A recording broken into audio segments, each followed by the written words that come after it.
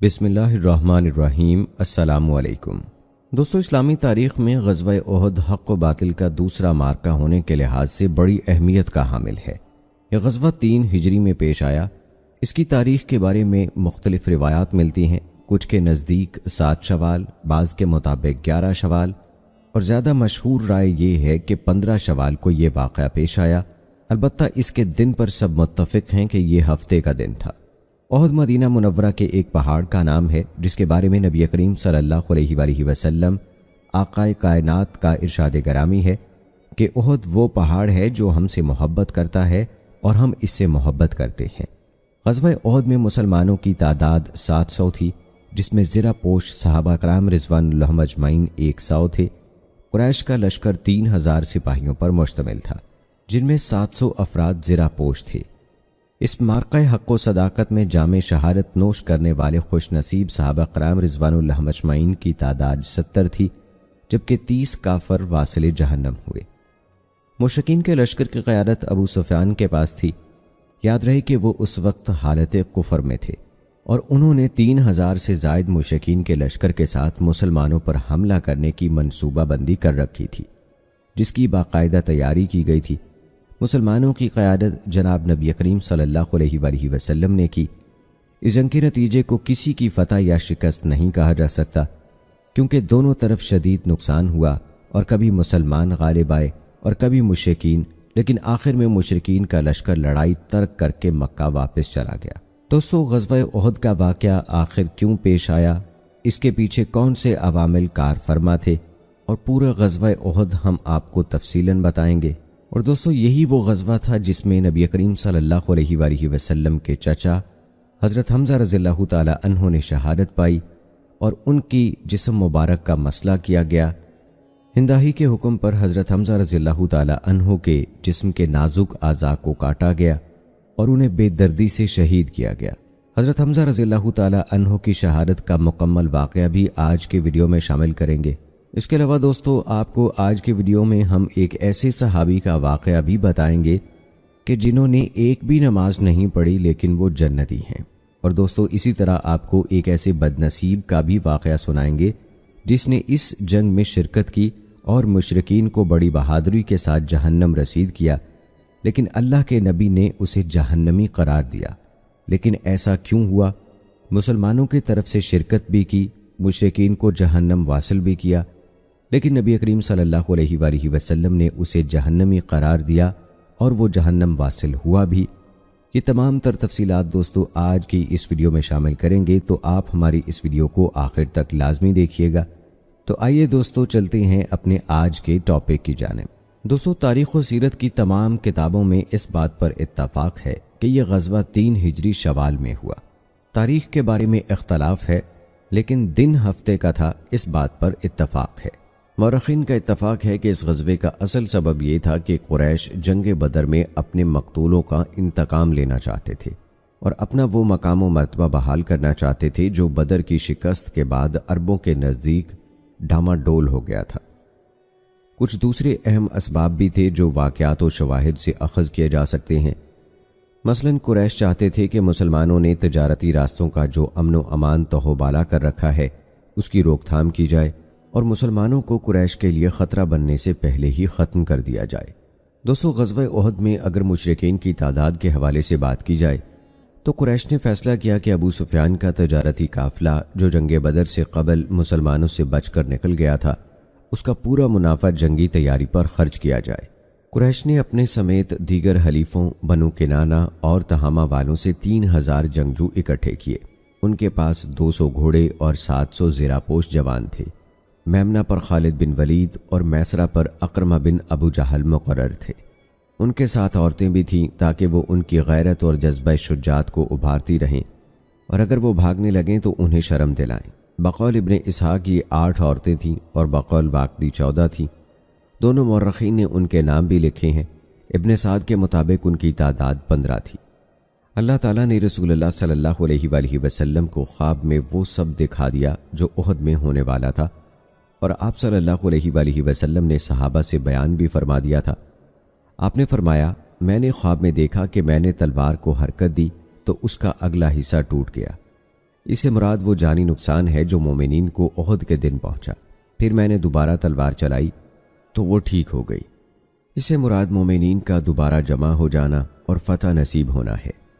میں نے خواب میں گائیں دیکھیں اور اللہ کا کرنا بہتر ہے، یہ بھی احد کے دن مومنین تھے۔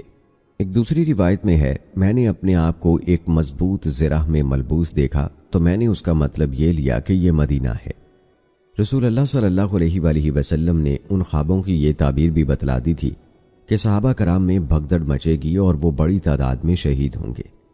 رسول اللہ صلی اللہ علیہ وآلہ وسلم کو لشکر قریش کی روانگی کا پتہ چلا تو آپ نے صحابہ سے مشورہ کیا کہ مدینہ کے اندر رہ کر مقابلہ کرنا چاہیے یا باہر جا کر دشمن سے نبرد آزما ہونا چاہیے۔ انصار کی اکثریت نے کہا، اے اللہ کے نبی، ہم اچھا نہیں سمجھتے کہ مدینہ کی گلیوں میں مارے جائیں۔ ہم زمانے جاہلیت میں مدینہ منورہ کو جنگ سے محفوظ رکھتے تھے، اب تو اسلام کی برکت سے یہ شہر امن کا زیادہ حقدار ہے، لہذا دشمن کے مقابلے کے لیے باہر ہی چلنا چاہیے۔ رسول اللہ صلی اللہ علیہ وآلہ وسلم تشریف لے گئے اور اسلحہ پہننے لگے۔ آپ کے چلے جانے کے بعد لوگ ایک دوسرے کو ملامت کرنے لگے کہ تم نے اچھا نہیں کیا۔ رسول اللہ صلی اللہ علیہ وآلہ وسلم نے ایک خیال پیش فرمایا اور تم نے دوسری تجویز دے دی۔ انہوں نے حضرت حمزہ رضی اللہ تعالی عنہ سے کہا، آپ اندر جائیں اور نبی کریم صلی اللہ علیہ وآلہ وسلم سے عرض کریں کہ ہماری رائے آپ کی رائے کے مطابق ہے۔ حضرت حمزہ رضی اللہ تعالی عنہ گئے اور کہا، اے اللہ کے نبی، وہ لوگ اپنی تجویز پر پشیمان ہیں، ایک دوسرے کو ملامت کر رہے ہیں اور عرض کر رہی ہیں کہ ہماری رائے وہی ہے جو آپ ارشاد فرمائیں۔ رسول اللہ صلی اللہ علیہ وآلہ وسلم نے فرمایا، کسی نبی کے لیے یہ مناسب نہیں کہ وہ اسلحہ پہننے کے بعد اسے برسر پیکار ہوئے بغیر اتار دے۔ ابن اسحاق کی یہ بات کہ عبداللہ بن ابی کی رائے بھی آپ صلی اللہ علیہ وآلہ وسلم ہی کی رائے کے موافق تھی کہ مدینہ میں ٹھہر کر دشمن کا سامنا کیا جائے۔ ابن اسحاق کی روایت میں یہ بھی بیان کیا گیا ہے کہ عبداللہ بن ابی کی احد سے واپسی کا بہانہ یہ تھا کہ رسول اللہ صلی اللہ علیہ وآلہ وسلم نے اس کی بات نہیں مانی۔ اہل سیر نے مدینہ سے باہر جا کر دشمن سے مقابلہ کرنے کی تجویز کا محرک یہ بتلایا ہے کہ یہ مخلص اور پرجوش لوگ دشمنوں کو اپنی بہادری کے جوہر دکھانا چاہتے تھے۔ ان میں سے اکثر لوگ جنگ بدر میں شریک نہیں ہو سکے تھے اور اس فضیلت سے محروم رہے تھے۔ وہ اس کمی کو جہاد میں شریک ہو کر پورا کرنا چاہتے تھے۔ رسول اللہ صلی اللہ علیہ وآلہ وسلم کی رائے یہ تھی کہ مدینہ میں رہ کر مقابلہ کیا جائے۔ کئی لوگ اس تجویز کے حامی تھے کیونکہ اس طرح مدینہ منورہ کے مضبوط قلعوں سے بہت فائدہ اٹھایا جا سکتا تھا اور تمام اہل مدینہ کی طاقت مجتمع ہو جاتی، کیوں دشمن کو شکست دینا آسان ہوتا۔ رسول اللہ صلی اللہ علیہ وآلہ وسلم کے قطعی فیصلہ خروج کے بعد ایک بڑا سیاہ جھنڈا اور 3 چھوٹے چھوٹے جھنڈے تیار کیے گئے۔ ان چھوٹے 3 جھنڈوں میں سے ایک مہاجرین کو دیا گیا جسے حضرت مصعب بن عمیر رضی اللہ تعالی عنہ نے اٹھایا اور ان کی شہادت کے بعد حضرت علی بن ابی طالب رضی اللہ تعالی عنہ کے ہاتھ رہا۔ ایک جھنڈا قبیلہ اوس کو دیا گیا جسے حضرت اسید بن حضیر رضی اللہ تعالی عنہ نے اٹھایا۔ ایک خزرج کو دیا گیا جسے حضرت حباب بن منظر رضی اللہ تعالی عنہ نے اٹھایا۔ ان جھنڈوں تلے مدینہ سے نکلنے والے مسلمانوں اور ان کے ساتھیوں کی تعداد 1000 تھی۔ ان کے ساتھ صرف 2 گھوڑے اور 100 زیرہ پوش تھے۔ رسول اللہ صلی اللہ علیہ وآلہ وسلم نے 2 زرہیں پہن رکھی تھیں۔ جب رسول اللہ صلی اللہ علیہ وآلہ وسلم احد کی طرف جاتے ہوئے سینیت الوداع یعنی وداع کرنے کی گھاٹی سے گزرے تو آپ نے بھاری اسلحے سے لیس ایک دستہ دیکھا۔ دریافت فرمایا، یہ کون لوگ ہیں؟ لوگوں نے عرض کی، یہ عبداللہ بن ابی ہے جو بنو قینقاع کے 600 حلیف یہودیوں کو لے کر آیا ہے۔ یہ یہودی عبداللہ بن سلام کا گروہ ہے۔ آپ نے فرمایا، کیا یہ مسلمان ہو چکے ہیں؟ لوگوں نے بتایا، نہیں اے اللہ کے رسول۔ آپ نے فرمایا، انہیں کہہ دو کہ واپس چلے جائیں، ہم مشرکین کے خلاف مشرکین سے مدد حاصل نہیں کریں گے۔ اگر یہ روایت صحیح ہو تو تسلیم کرنا پڑے گا کہ بنو قینقاع کی جلا وطنی احد کے بعد عمل میں آئی۔ جب اسلامی لشکر شوط کے مقام پر پہنچا تو منافق عبداللہ بن ابی اپنے 300 منافق ساتھیوں کو لے کر واپس آ گیا۔ بہانہ یہ بنایا کہ مشرکین سے لڑائی نہیں ہوگی۔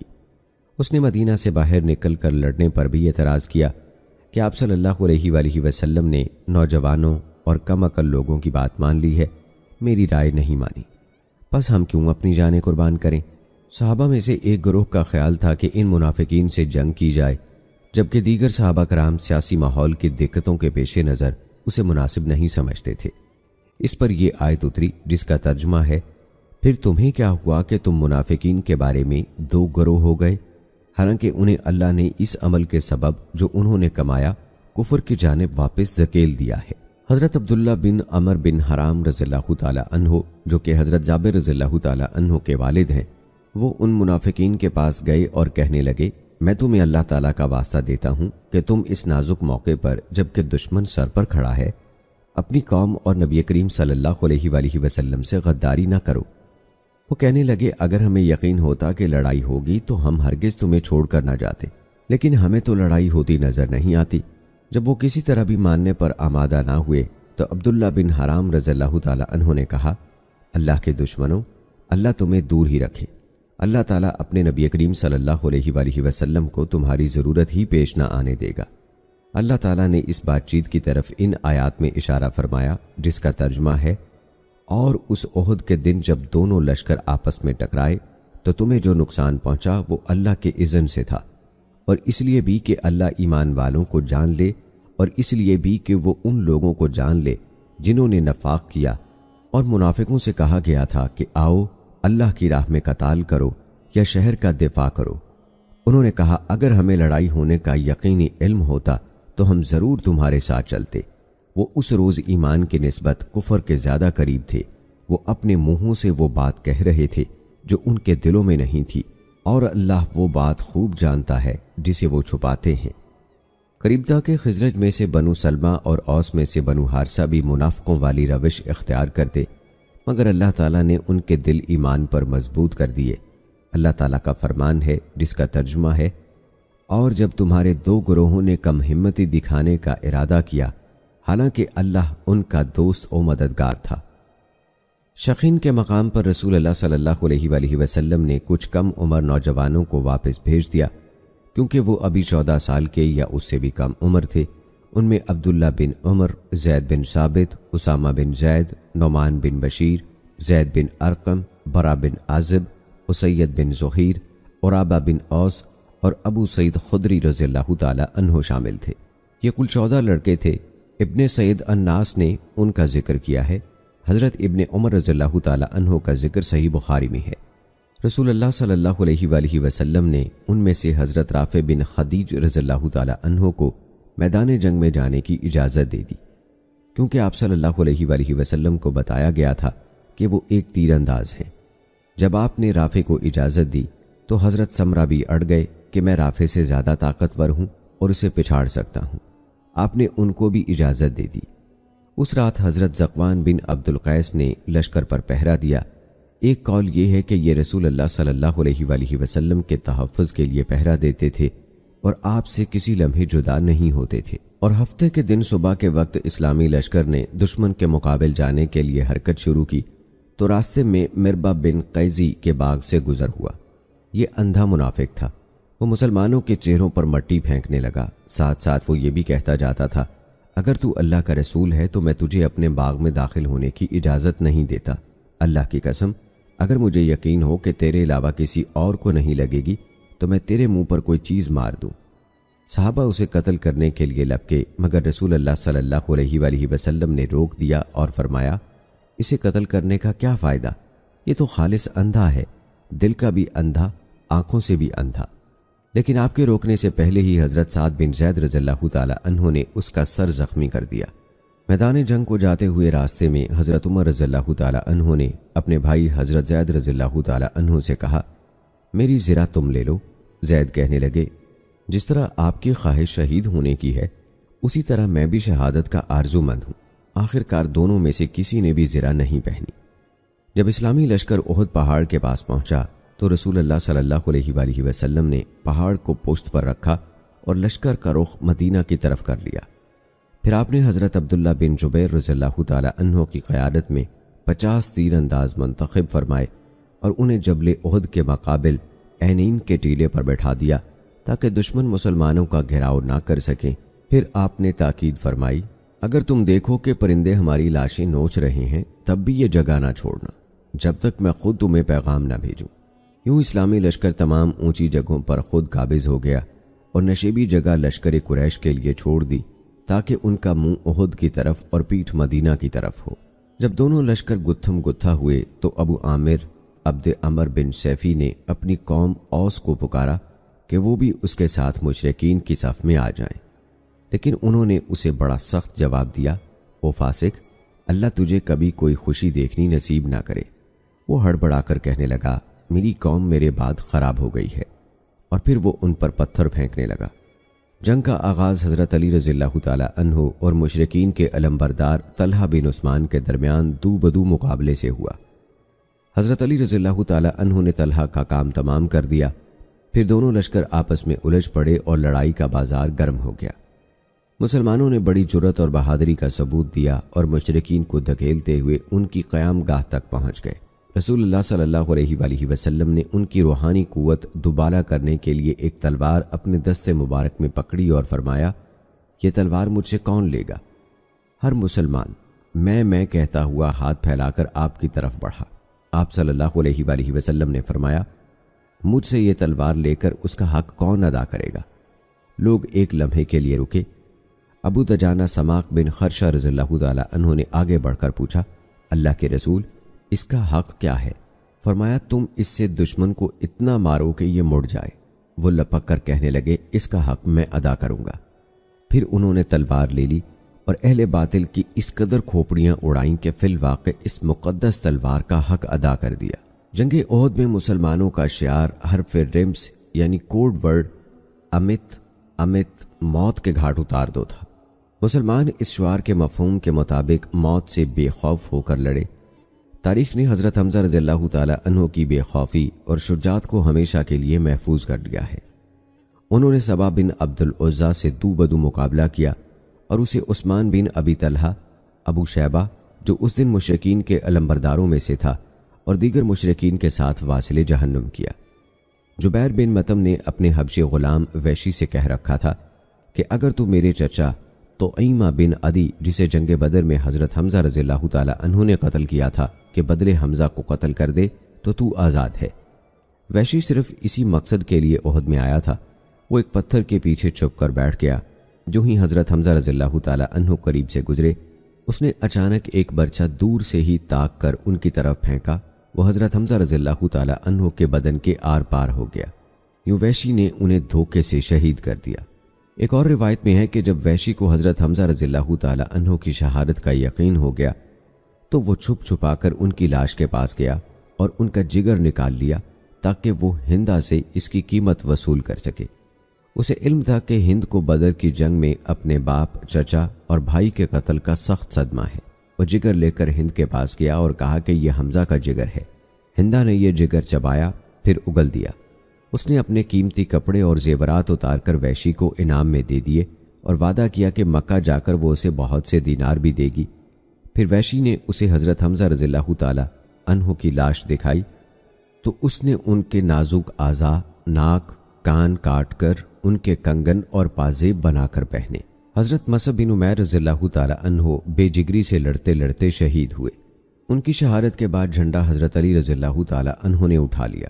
مسلمان خوب ڈٹ کر لڑے، مشرکین کو بڑھ چڑھ کر قتل کیا اور ان کے تمام علمبردار ہلاک کر ڈالے۔ مشرکین نے اپنے جھنڈے کو یوں ہی پڑا رہنے دیا، پھر ان میں سے کوئی اس کے قریب نہیں آتا تھا۔ اس مرحلے میں تو مسلمان ہی فتح یاب ہوئے۔ اسی کے بارے میں قرآن مجید فرماتا ہے، اور یقیناً اللہ نے تم سے اپنا وعدہ سچ کر دکھایا جب تم احد میں ان مشرکین کو اس کے اذن سے گاجر مولی کی طرح کاٹ رہے تھے۔ مشرکین اپنی عورتوں سمیت بھاگنے لگے۔ عورتیں کپڑے اٹھائے پنڈلیاں ننگی کیے بھاگ رہی تھیں۔ ان کی پازیبیں صاف دکھائی دے رہی تھیں۔ حضرت ابن جبیر رضی اللہ تعالی عنہ کے ساتھی کہنے لگے، او لوگو، غنیمت لوٹو، مسلمان غالب آ چکے، اب تم کھڑے کیا دیکھ رہے ہو؟ حضرت عبداللہ بن جبیر رضی اللہ تعالی عنہ نے کہا، ارے کیا تم رسول اللہ صلی اللہ علیہ وآلہ وسلم کا فرمان بھول گئے؟ وہ کہنے لگے، باخدا، ہم ضرور لوگوں کے پاس جائیں گے اور غنیمت لوٹیں گے، اور وہ غنیمت جمع کرنے کے لیے بھاگ کھڑے ہوئے۔ ادھر یہ غلطی ہوئی، ادھر خالد بن ولید کو موقع مل گیا۔ وہ چکر کاٹ کر آئے اور مسلمانوں کو گھیرے میں لے لیا۔ بھاگتے ہوئے مشرکین نے خالد بن ولید کو دیکھا تو وہ بھی میدان جنگ میں پلٹ آئے اور مسلمانوں کو آگے پیچھے سے دبا لیا۔ اس ناگہانی افتاد پر مسلمان اس قدر پریشان ہو گئے کہ انہیں کافر مسلمان کی کوئی تمیز نہ رہی۔ کئی مسلمان خود اپنے ساتھیوں کے ہاتھوں شہید ہو گئے۔ ان میں حضرت حذیفہ رضی اللہ تعالیٰ عنہ کے والد یمان رضی اللہ تعالیٰ عنہ بھی شامل تھے۔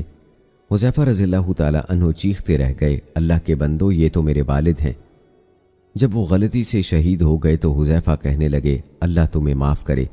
اس ناگہانی حملے میں مسلمانوں کی ایک بڑی تعداد کو شہید کر دیا گیا۔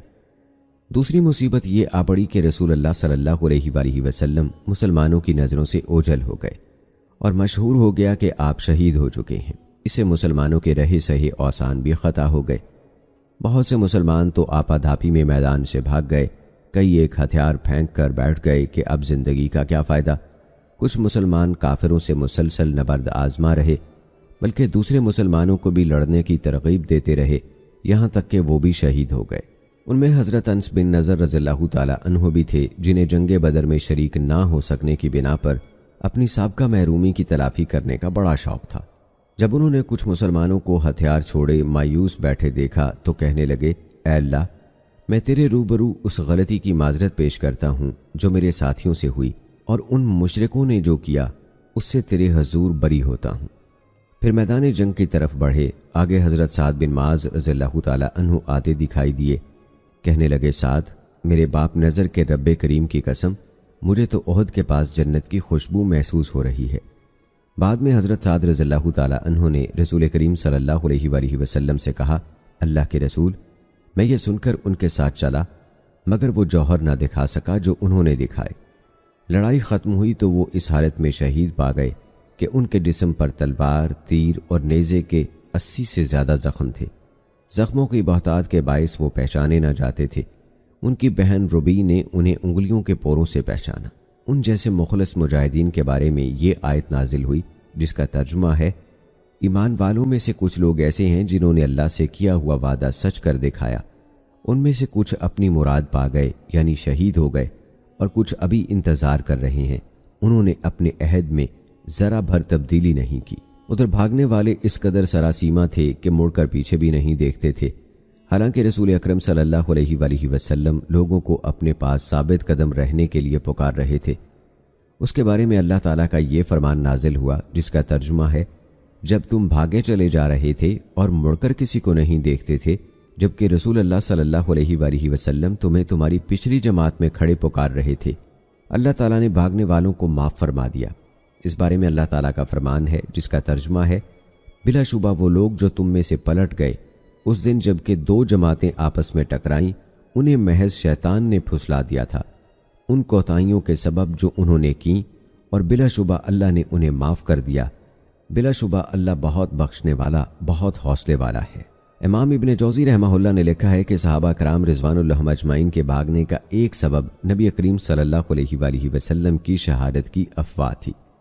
اس افراتفری میں جس صحابی کو سب سے پہلے رسول اللہ صلی اللہ علیہ وآلہ وسلم کے زندہ ہونے کا پتہ چلا وہ حضرت کعب بن مالک رضی اللہ تعالی عنہ تھے۔ انہوں نے وفور مسرت سے بآواز بلند یہ خوشخبری سنانی شروع کر دی۔ رسول اللہ صلی اللہ علیہ وآلہ وسلم نے انہیں چپ کرا دیا کہ کہیں مشرکین کو آپ کا پتہ نہ چل جائے۔ بعض مشرکین رسول اللہ صلی اللہ علیہ وآلہ وسلم تک پہنچ بھی گئے۔ اس وقت آپ کے پاس صرف 7 انصار اور 2 قریشی صحابہ تھے۔ جب مشرکین آپ کے بالمقابل گئے تو آپ صلی اللہ علیہ وآلہ وسلم نے فرمایا، جو ان مشرکین کو مجھ سے دور کرے گا اس کے لیے جنت ہے، یا فرمایا وہ جنت میں میرا ساتھی ہوگا۔ وہ یکے بعد دیگرے آپ کے دفاع میں آگے بڑھتے گئے حتیٰ کہ 7 انصاری شہید ہو گئے۔ نبی کریم صلی اللہ علیہ وآلہ وسلم نے اپنے 2 قریشی ساتھیوں سے کہا، ہم نے اپنے ان بھائیوں سے انصاف نہیں کیا۔ تاریخ نے رسول اللہ صلی اللہ علیہ وآلہ وسلم کے دفاع میں شدید لڑائی کرنے والے جن لوگوں کے نام محفوظ رکھے ہیں ان میں سے ایک حضرت طلحہ بن عبید اللہ رضی اللہ تعالی عنہ ہیں۔ دوستو، آپ کو بتاتے چلیں کہ طلحہ بن عبید اللہ رضی اللہ تعالی عنہ ہی ہیں جو احد کی گھاٹی میں جبکہ کفار نے مسلمانوں کو گھیر رکھا تھا، رسول اللہ صلی اللہ علیہ وآلہ وسلم کے نیچے بیٹھ گئے تاکہ آپ صلی اللہ علیہ وآلہ وسلم کو اٹھا کر پہاڑ کی اوپری چٹان پر پہنچا دیں۔ اس پر رسول اللہ صلی اللہ علیہ وآلہ وسلم نے ان کے لیے فرمایا تھا، طلحہ نے جنت واجب کر لی۔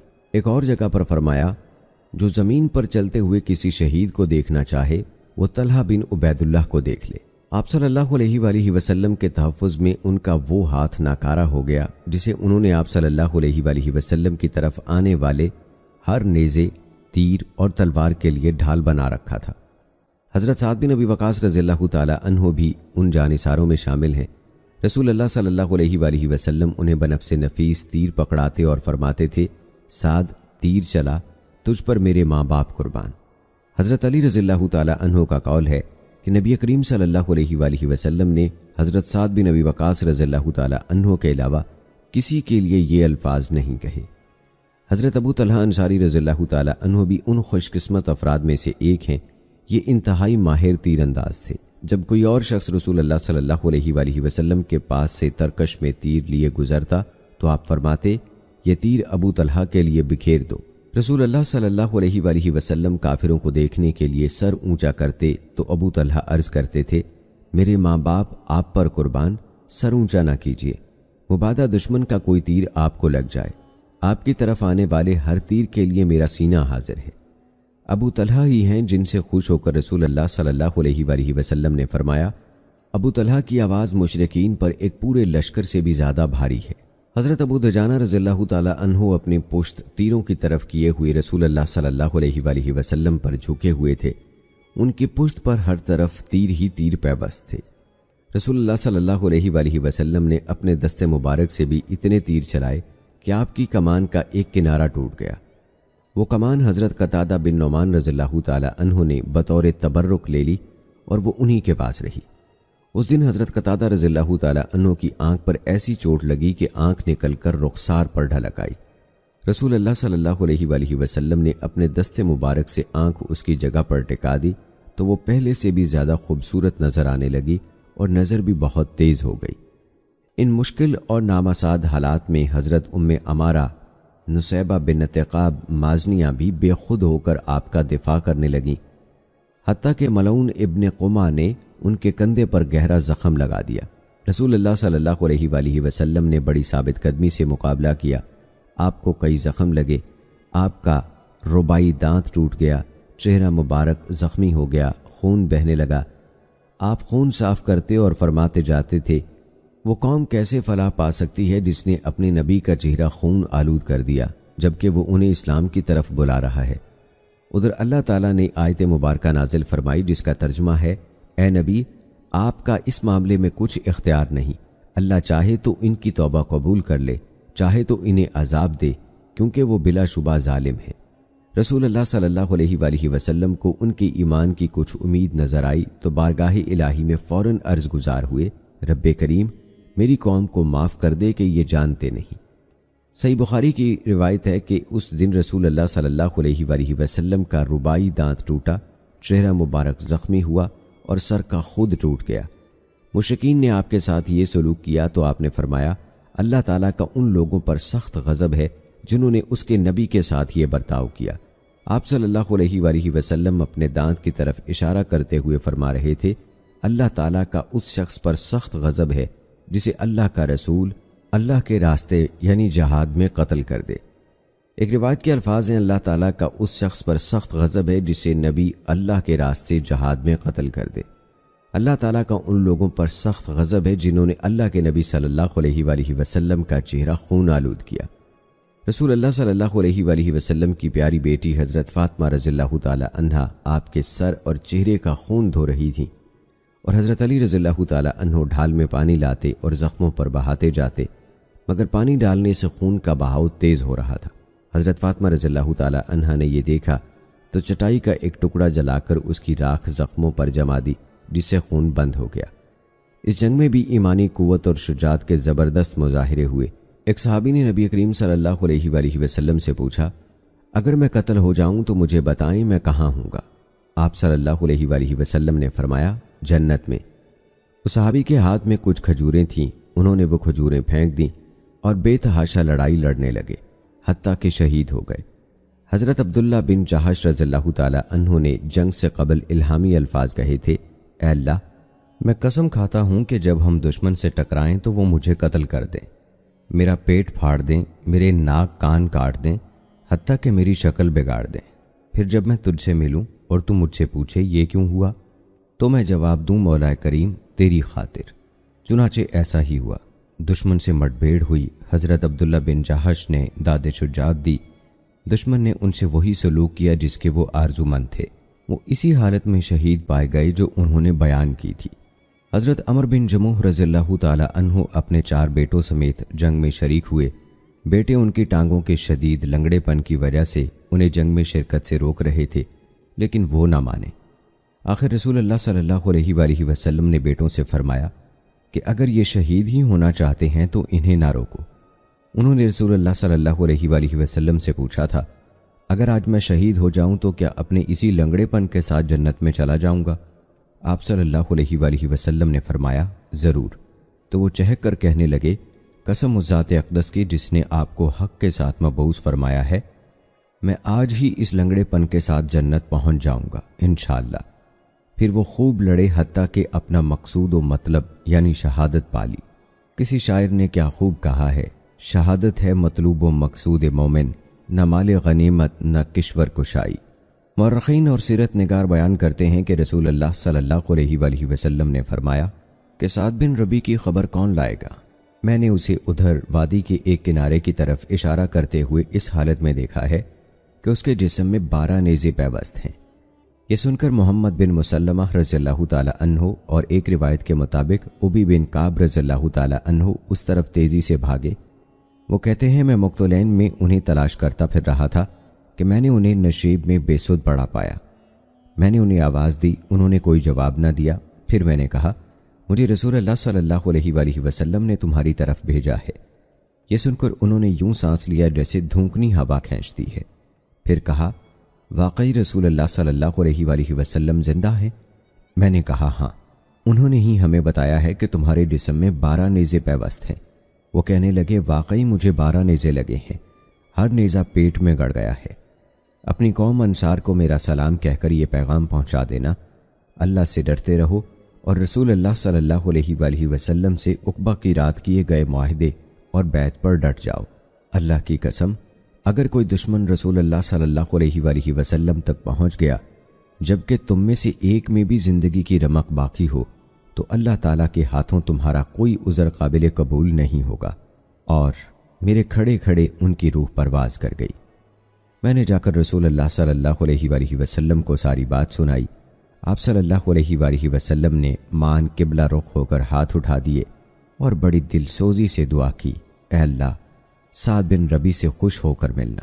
اگرچہ اللہ تعالیٰ نے کمزور بوڑھوں کو معذور قرار دیتے ہوئے میدان جنگ میں جانے سے مستثنیٰ رکھا ہے، مگر حضرت یمان اور ثابت بن وقش رضی اللہ تعالی عنہ نے عورتوں اور بچوں کے ساتھ قلعے میں رہنا پسند نہ کیا اور شہادت کے شوق میں میدان جنگ پہنچ گئے۔ حضرت ثابت تو کافروں کے ہاتھوں شہید ہوئے، لیکن حضرت یمان غلطی سے مسلمانوں ہی کے ہاتھوں شہید ہو گئے۔ رسول اللہ صلی اللہ علیہ وآلہ وسلم نے ان کی دیت دینا چاہی، لیکن ان کے بیٹے حضرت حذیفہ رضی اللہ تعالی عنہ نے اپنے والد محترم کی دیت معاف کر دی، جس سے رسول اللہ صلی اللہ علیہ وآلہ وسلم کی نظر میں ان کی قدر و منزلت اور زیادہ بڑھ گئی۔ حضرت حنظلہ بن ابی عامر رضی اللہ تعالی عنہ کی نئی شادی ہوئی تھی۔ احد کی رات جب انہوں نے اعلان سنا تو تعمیل حکم میں نہائے بغیر ہی چل دیے اور لڑائی شروع کر دی، حتیٰ کہ شہید ہو گئے۔ رسول اللہ صلی اللہ علیہ وآلہ وسلم نے ان کی لاش دیکھی تو فرمایا، تمہارے ساتھی کو فرشتے غسل دے رہے ہیں۔ اس کے بعد وہ غسیل یا غسیل الملائکہ کے لقب سے مشہور ہوئے۔ حضرت مخریق رضی اللہ تعالی عنہ رسول اللہ صلی اللہ علیہ وآلہ وسلم کے ساتھ کفار سے مسلسل جنگ کرتے رہے، حتیٰ کہ شہید ہو گئے۔ یہ اسلام لانے والے یہودیوں کے لیے بہترین نمونہ تھے۔ جب جنگ کے لیے نکلے تو اعلان کیا، اگر میں مارا گیا تو میرا مال محمد صلی اللہ علیہ وآلہ وسلم کی ملکیت ہے، وہ جس طرح چاہیں اس میں تصرف فرمائیں۔ رسول اللہ صلی اللہ علیہ وآلہ وسلم نے فرمایا، مخیرق یہودیوں میں سے بہترین شخص ہے۔ بنو عبد الاشحل کے اسیرم عمر بن عقیش جنگ احد سے پہلے تک اسلام سے گریزاں رہے، لیکن احد کے دن وہ مسلمان ہو گئے۔ احد کے میدان میں مسلمانوں سے آ ملے اور کفار سے ڈٹ کر لڑے، حتیٰ کہ مرتبہ شہادت سے سرفراز ہوئے، حالانکہ انہیں ایک بھی نماز پڑھنے کا موقع نہیں ملا۔ حضرت حسان بن ثابت رضی اللہ تعالی عنہ اگرچہ جنگ احد اور دیگر جنگوں میں جہاد بالسیف کی فضیلت سے محروم رہے، لیکن مسلمانوں کی شجاعت کے تذکرہ جاوید میں پختہ اور خوبصورت شاعری کی فضیلت میں سب سے آگے تھے۔ حضرت حسان رضی اللہ تعالی عنہ معذور لوگوں میں سے تھے، کلبی نے بتایا ہے کہ بزدلی حضرت حسان رضی اللہ تعالی عنہ کی عادت نہیں تھی، بلکہ وہ بڑے زبان دان، فصیح و بلیغ اور بہادر تھے۔ دراصل انہیں ایک ایسی بیماری لاحق ہو گئی تھی کہ جس کی وجہ سے وہ لڑائی میں شرکت نہیں کر سکتے تھے۔ اس حوالے سے روایت ہے کہ ان کے بازو کی رگ اکحل کٹ گئی تھی، جس کی بنا پر وہ ہاتھ سے ضرب نہیں لگا سکتے تھے، یعنی کہ ان کے بازو سے معذوری تھی، جس کی وجہ سے وہ اپنے بازو کا استعمال نہیں کر سکتے تھے، کوئی ضرب نہیں لگا سکتے تھے، چوٹ نہیں پہنچا سکتے تھے، اس وجہ سے وہ جنگ میں شرکت نہیں کر سکے۔ ان روایات سے وضاحت ہوتی ہے جن میں ان کے کسی بھی جنگ میں شریک نہ ہونے کا ذکر ہے۔ طبرانی کی روایت ہے کہ جنگ احد کے موقع پر وہ عورتوں اور بچوں کے ساتھ قلعہ فارغ میں موجود تھے۔ ایک یہودی آ کر قلعے پر چڑھنے لگا۔ حضرت صفیہ بنت عبد المطلب رضی اللہ تعالی عنہا حضرت حسان رضی اللہ تعالی عنہ سے کہنے لگیں، اٹھو اور اسے قتل کر دو۔ وہ کہنے لگے، مجھ میں اتنی ہمت نہیں، اگر ہوتی تو میں رسول اللہ صلی اللہ علیہ وآلہ وسلم کے ساتھ میدان جنگ میں ہوتا۔ حضرت صفیہ رضی اللہ تعالی عنہا خود ہی اٹھیں اور اسے قتل کر دیا۔ پھر حسان سے کہنے لگی، اس کا سر کاٹ کر نیچے یہودیوں میں پھینک دو۔ انہوں نے پھر معذرت کی۔ آخر حضرت صفیہ رضی اللہ تعالی عنہا ہی نے سر کاٹ کر نیچے پھینکا۔ یہودی ڈر کر بھاگ گئے کہ یہاں بھی جنگجو موجود ہیں۔ اس حوالے سے تھوڑا سا اختلاف بھی ہے کہ یہ واقعہ کچھ کے نزدیک غزوہ احد کا ہے، جبکہ ابن اسحاق اور دیگر کے مطابق اس واقعے کا تعلق غزوہ خندق سے ہے۔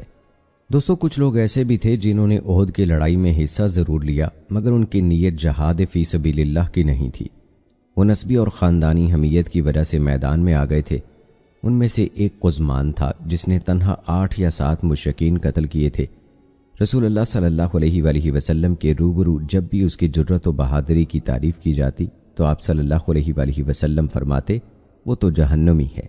احد کے دن قزمان شدید زخمی ہو گیا، تکلیف حد سے بڑھی تو اس نے خودکشی کر لی۔ یہ بھی محمد صلی اللہ علیہ وآلہ وسلم کی نبوت کی دلیل ہے کہ آپ نے جو پیش گوئی فرمائی وہ پوری ہوئی۔ اسے یہ بھی ثابت ہوا کہ جہاد میں خلوص نیت بنیادی لازمہ ہے۔ غزوہ احد میں بعض عورتیں بھی مسلمانوں کے لشکر کے ساتھ تھیں۔ ان کا کام زخمیوں کو پانی پلانا تھا۔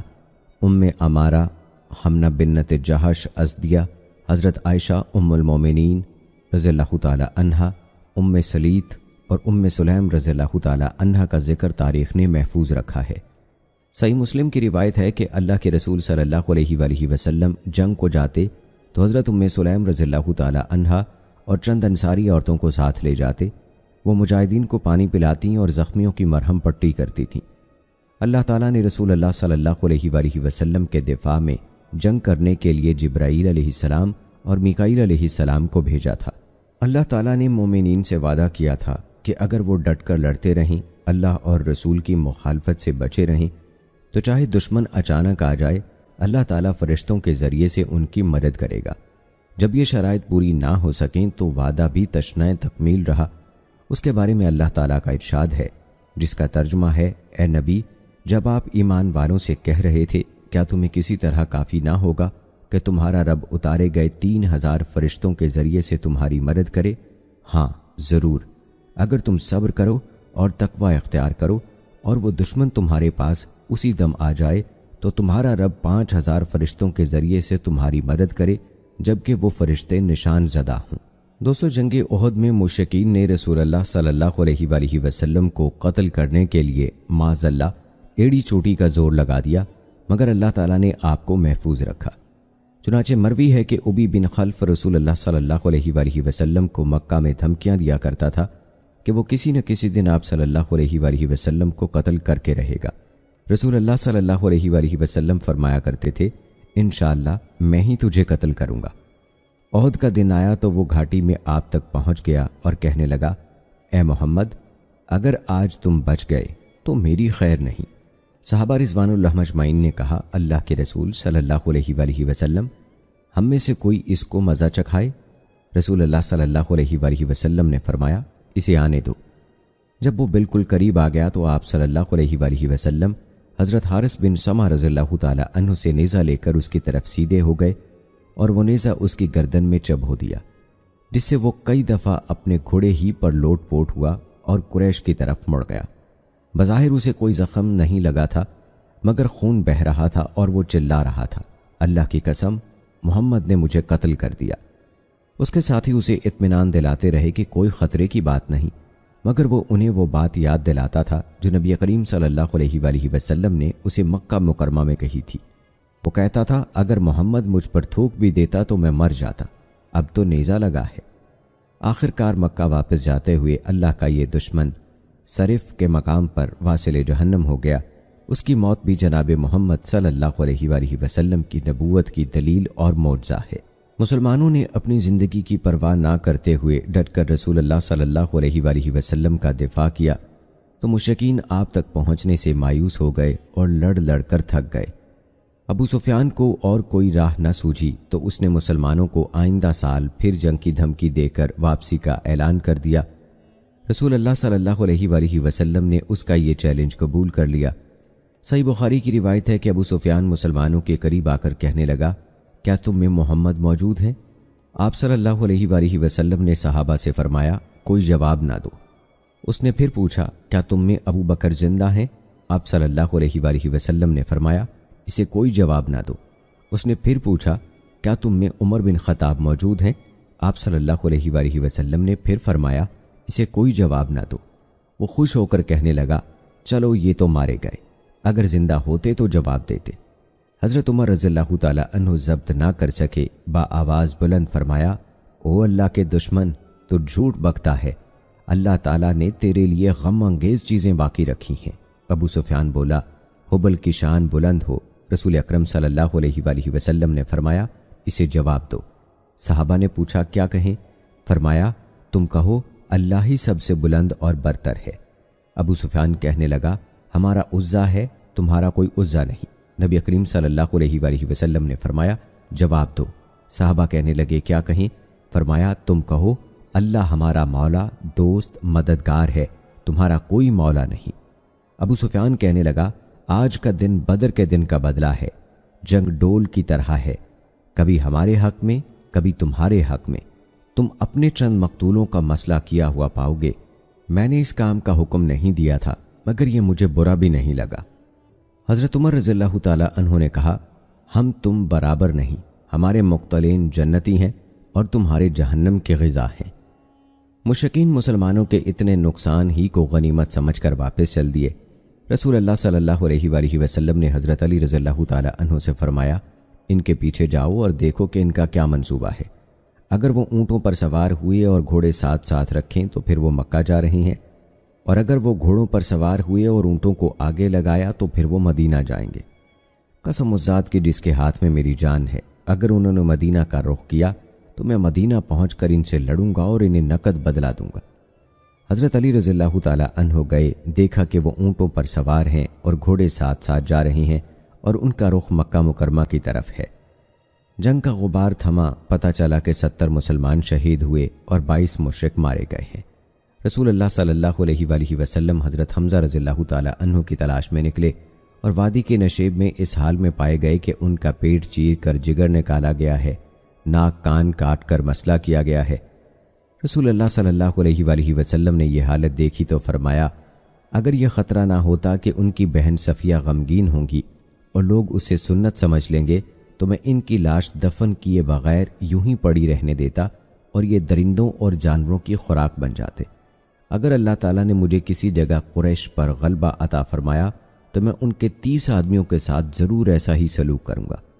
مسلمانوں نے رسول اللہ صلی اللہ علیہ وآلہ وسلم کا یہ غم و غصہ دیکھا تو کہنے لگے، اللہ کی قسم، اگر اللہ تعالیٰ نے کبھی ہمیں مشرکین پر غلبہ عطا کیا تو ہم مقتولوں کے ساتھ وہ سلوک کریں گے جو عرب میں کسی سے نہ کیا ہوگا۔ اس پر اللہ تعالیٰ کا یہ فرمان نازل ہوا جس کا ترجمہ ہے، اگر تم بدلہ لو تو اتنا ہی بدلہ لو جتنی تمہیں تکلیف دی گئی، اور بلا شبہ اگر تم صبر کرو تو یقیناً وہ صبر کرنے والوں کے لیے بہتر ہے۔ چنانچہ رسول اللہ صلی اللہ علیہ وآلہ وسلم نے اس ارشاد الہی کے پیش نظر معاف کر دیا، صبر و حوصلہ سے کام لیا اور مسئلہ کرنے، مقتول کے اعضاء کاٹ کر شکل بگاڑنے سے روک دیا۔ دوستو، تاریخ میں بعض مسلمان عورتوں کے ایمان سے بھرپور شاندار واقعات محفوظ ہیں کہ انہوں نے اپنے عزیز رشتہ داروں کی شہادت رسول اللہ صلی اللہ علیہ وآلہ وسلم کی زندگی کی خوشی میں بصر و چشم قبول کر لی۔ ایسا ہی ایک واقعہ اس وقت پیش آیا جب رسول اللہ صلی اللہ علیہ وآلہ وسلم صحابہ کرام کے ساتھ بنو دینار کی ایک عورت کے پاس سے گزرے۔ اس عورت کا خاوند، بھائی اور باپ رسول اللہ صلی اللہ علیہ وآلہ وسلم کے ساتھ غزوہ احد میں شہید ہو چکے تھے۔ جب اسے ان تینوں کی شہادت کی خبر دی گئی تو وہ کہنے لگی، تم یہ بتاؤ رسول اللہ صلی اللہ علیہ وآلہ وسلم کا کیا حال ہے؟ صحابہ کہنے لگے، اے ام فلاں، اللہ تعالیٰ کا شکر ہے رسول اللہ صلی اللہ علیہ وآلہ وسلم بخیریت ہیں۔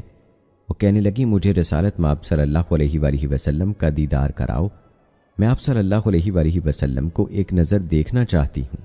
صحابہ کرام رضوان اللہ اجمعین نے رسول اللہ صلی اللہ علیہ وآلہ وسلم کی طرف اشارہ کر کے بتایا کہ یہ کھڑے ہیں، تو وہ آپ صلی اللہ علیہ وآلہ وسلم کو دیکھ کر کہنے لگی، آپ کے بعد ہر مصیبت بے معنی ہے۔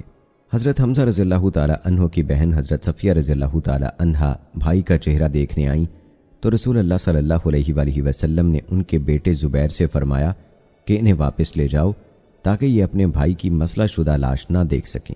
وہ کہنے لگیں، کیوں؟ مجھے پتہ چل چکا ہے کہ میرے بھائی کی لاش مسخ کر دی گئی ہے، لیکن یہ سب کچھ اللہ تعالیٰ کے راستے میں ہے، اس راہ میں جو کچھ پیش آئے ہمیں بخوشی قبول ہے۔ اللہ کی قسم میں انشاءاللہ ثواب کی امید رکھتے ہوئے صبر کروں گی۔ جب حضرت زبیر رضی اللہ تعالیٰ عنہ نے ان کی یہ ایمان افروز بات آپ صلی اللہ علیہ وآلہ وسلم کو بتائی تو آپ نے حکم دیا کہ انہیں آنے دیا جائے۔ وہ آئیں، بھائی کا چہرہ دیکھا، دعا کی، انا للہ پڑھی اور ان کے لیے استغفار کیا۔ پھر آپ صلی اللہ علیہ وآلہ وسلم کے حکم پر حضرت حمزہ رضی اللہ تعالیٰ عنہ کو دفن کر دیا گیا۔ رسول اللہ صلی اللہ علیہ وآلہ وسلم احد سے مدینہ واپس ہوئے تو راستے میں حضرت حمنہ بنت جہش رضی اللہ تعالیٰ عنہا ملی۔ لوگوں نے انہیں ان کے بھائی حضرت عبداللہ بن جہش رضی اللہ تعالیٰ عنہ کی شہادت کی خبر دی۔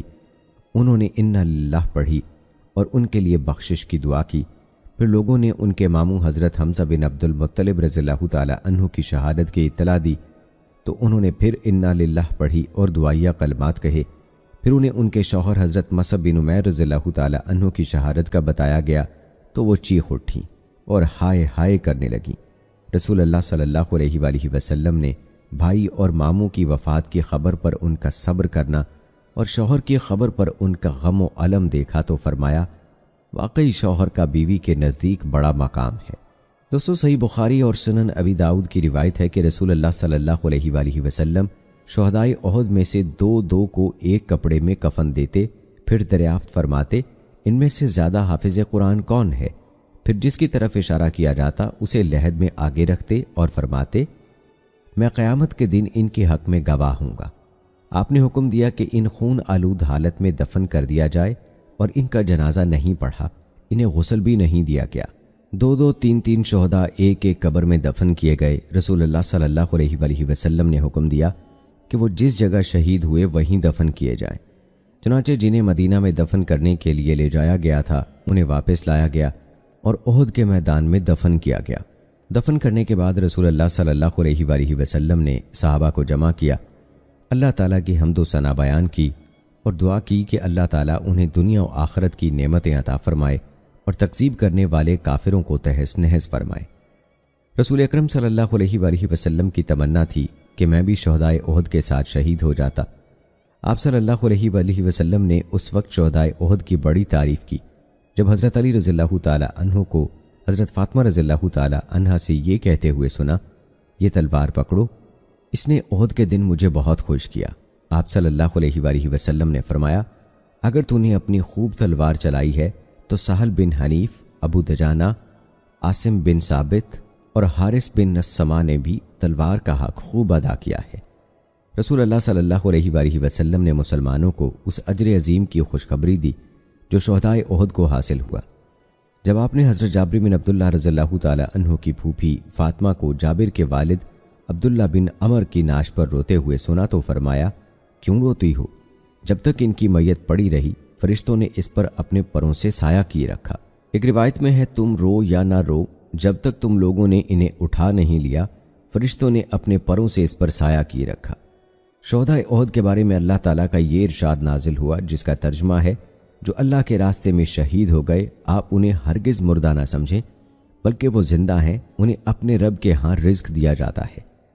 صحیح مسلم کی روایت ہے کہ صحابہ کرام رضوان اللہ اجمعین نے حضرت ابن مسعود رضی اللہ تعالی عنہ سے اس آیت کے بارے میں پوچھا تو انہوں نے بتایا، ہم نے اس کے بارے میں رسول اللہ صلی اللہ علیہ وآلہ وسلم سے پوچھا تھا۔ آپ صلی اللہ علیہ وآلہ وسلم نے فرمایا، ان کی روحیں سبز پرندوں میں ڈال دی گئیں جو عرش کے نیچے آویزاں قندیلوں میں رہ رہے ہیں، جنت میں جہاں جی چاہتا ہے کھاتے پھرتے ہیں، پھر واپس انہی قندیلوں میں پہنچ جاتے ہیں۔ اس حدیث کے پیش نظر علماء کا کہنا ہے کہ شہداء کی زندگی حقیقی زندگی ہے۔ رسول اللہ صلی اللہ علیہ وآلہ وسلم احد سے واپس تشریف لائے تو آپ نے بنو عبد الاشہل اور بنو ظفر کی عورتوں کو اپنے شوہروں پر جو احد میں شہید ہوئے تھے روتے سنا تو فرمایا، لیکن حمزہ پر رونے والی کوئی نہیں۔ پھر آپ سو گئے اور کچھ دیر بعد جب بیدار ہوئے تو آپ صلی اللہ علیہ وآلہ وسلم نے سنا کہ وہ عورتیں حضرت حمزہ رضی اللہ تعالی عنہ پر رو رہی ہیں اور بین کر رہی ہیں۔ اسی دن آپ نے بین اور نوحہ کرنے سے منع کر دیا۔ دوستو، قرآن پاک کی کئی آیات اور کئی احادیث میں غزوہ احد کا ذکر موجود ہے، جس سے اس کی اہمیت اور فضیلت کا پتہ چلتا ہے۔ اس کے علاوہ بھی کئی ایسی قرآنی آیات نازل ہوئیں جن میں اس جنگ کے مختلف پہلوؤں کا تذکرہ کیا گیا۔ ان میں مسلمانوں کے لیے تربیت اور نصیحت کے نہایت اہم سبق موجود ہیں۔ مثلا ایک جگہ پر اللہ تعالیٰ کا ارشاد ہے، اور نہ تم ہمت ہارو اور نہ غم کھاؤ، اور تم ہی غالب ہو اگر تم ایمان والے ہو۔ دوسری جگہ پر فرمایا، اگر تمہیں احد میں کوئی زخم لگا ہے تو اس کافر قوم کو بھی اسی کی مانند بدر میں ایک زخم لگا تھا، اور یہ دن ہے ہم انہی لوگوں کے درمیان باری باری بدلتے رہتے ہیں۔ اسی طرح ایک اور جگہ پر فرمایا، کیا تم نے سمجھ رکھا ہے کہ جنت میں چلے جاؤ گے، جبکہ ابھی تک اللہ نے تم میں سے ان لوگوں کو نہیں جانا جنہوں نے جہاد کیا، اور تاکہ وہ صبر کرنے والوں کو جان لے۔ اسی طرح دوستو ایک اور آیت مبارکہ نازل ہوئی جس کا ترجمہ ہے، اور تحقیق تم جنگ سے پہلے ہی شہادت کی موت کی تمنا کیا کرتے تھے، پھر تحقیق تم نے اسے اپنی آنکھوں سے اپنے سامنے دیکھ لیا ہے۔ اور آئیے دوستو آخر میں اب تذکرہ کرتے ہیں جنگ احد کے احکام اور نتائج اور اس کی حکمتوں کا۔ علامہ ابن قیم رحمہ اللہ نے غزوہ احد سے معلوم ہونے والے فقہی احکام کے بارے میں تذکرہ کیا ہے۔ وہ فرماتے ہیں، جہاد کا آغاز کر دیا جائے تو پھر یہ لازم ہو جاتا ہے، اگر تیاری کر کے نکلنے کا عزم کر لیا تب بھی دشمن سے دو دو ہاتھ کیے بغیر واپس نہیں آنا چاہیے۔ اگر دشمن شہر پر چڑھ آئے تو ضروری نہیں کہ مسلمان شہر سے باہر نکل کر لڑیں، وہ اپنے شہر میں رہ کر بھی دشمن کا مقابلہ کریں تو جائز ہے، بشرط یہ کہ اس میں زیادہ حفاظت اور فائدے کا امکان ہو۔ رسول اللہ صلی اللہ علیہ وآلہ وسلم نے مسلمانوں کو یہی مشورہ دیا تھا۔ اسلامی لشکر کے راستے میں رعایا میں سے کسی کی ملکیتی زمین آئے تو لشکر اس میں سے بغیر اجازت گزر سکتا ہے، چاہے اس جگہ کے مالک کو یہ بات گوارا نہ ہو۔ مربع بن قیزی کے باغ کے ساتھ بھی یہی ہوا۔ جو نابالغ بچے جنگ نہیں کر سکتے انہیں میدان جنگ میں جانے کی اجازت نہیں دی جا سکتی اور انہیں واپس بھیج دیا جائے گا۔ رسول اللہ صلی اللہ علیہ وآلہ وسلم نے ابن عمر رضی اللہ تعالی عنہ اور ان کے ساتھیوں کو واپس بھیج دیا تھا۔ خواتین بھی جنگ میں جا سکتی ہیں مگر ان کے خدمات کے دائرے لڑائی سے باہر ہوں گے۔ مثلا وہ مجاہدین کو پانی پلا سکتی ہیں، زخمیوں کی مرہم پٹی اور علاج بھی کر سکتی ہیں، بشرط یہ کہ کسی فتنے کا اندیشہ نہ ہو۔ میں کہتا ہوں ابن ابی شیبہ نے اپنی سند سے ایک روایت بیان کی ہے جو سعید بن عمر قرشی تک پہنچتی ہے کہ بنو ازرہ کی ایک عورت نے رسول اللہ صلی اللہ علیہ وآلہ وسلم سے درخواست کی، اللہ کے رسول، میرا ارادہ لڑائی کرنے کا نہیں، میں صرف یہ چاہتی ہوں کہ زخمیوں کی مرہم پٹی کروں، بیماروں کو پانی پلاؤں اور ان کی دوا دارو کروں۔ آپ صلی اللہ علیہ وآلہ وسلم نے فرمایا، اگر رواج پڑ جانے کا خدشہ نہ ہوتا اور یہ کہا جائے گا کہ فلاں عورت تو گئی تھی تو میں تمہیں اجازت دے دیتا، البتہ تم گھر ہی میں رہو۔ اور دوستو ایک سب سے اہم بات، شہادت فی سبیل اللہ کی تمنا اور دعا جائز ہے، یہ موت کی تمنا نہیں ہے جس سے منع کیا گیا ہے۔ اسی لیے کہا جاتا ہے کہ موت کی تمنا نہیں کرنی چاہیے، لیکن شہادت کی دعا ضرور کرنی چاہیے اور اس کی تمنا بھی ضرور ہونی چاہیے۔ اور دوستو اسی غزوہ احد میں قزمان کے واقعے سے پتہ چلتا ہے کہ خودکشی کرنے والا جہنمی ہے، کیونکہ نبی کریم صلی اللہ علیہ وآلہ وسلم نے قزمان ہی کے بارے میں فرمایا تھا کہ وہ تو جہنمی ہے۔ شہید فی سبیل اللہ کے بارے میں سنت یہ ہے کہ اسے غسل نہ دیا جائے، نہ خون آلود کپڑے اتارے جائیں، بلکہ اسی حالت میں اسے دفن کر دیا جائے۔ دشمن اس کے کپڑے اتار لے یا وہ پھٹ جائیں تو یہ الگ بات ہے، اس صورت میں اسے اور کفن دیا جائے گا۔ اس کی حکمت ایک روایت کی روح سے یہ ہے، شہداء اپنے رب کریم سے اپنے زخموں سمیت ملیں گے، خون بہہ رہا ہوگا لیکن اس سے کستوری جیسی خوشبو آئے گی۔ انہیں اللہ تعالیٰ کی عطا کردہ عزت ہی کافی ہے۔ تو دوستو، یہ تھا تذکرہ جنگ احد کا، جس کو ہم نے آج تفصیلی آپ کے لیے بیان کیا۔ امید کرتے ہیں کہ ہماری آج کی یہ ویڈیو آپ کو پسند آئی ہوگی۔ آج کی اس ویڈیو کے متعلق اپنی رائے کا اظہار کمنٹ باکس میں لازمی کیجیے گا۔ اگر آپ نے ابھی تک ہمارا چینل سبسکرائب نہیں کیا ہے تو ابھی سبسکرائب کر لیں، ساتھ میں بیل نوٹیفیکیشن کو ضرور آن کر لیجیے گا تاکہ لیٹسٹ اپلوڈ ہونے والی ویڈیوز کا نوٹیفیکیشن آپ کو بر وقت ملتا رہے۔ مجھے اگلی ویڈیو تک اجازت دیں۔ اللہ حافظ۔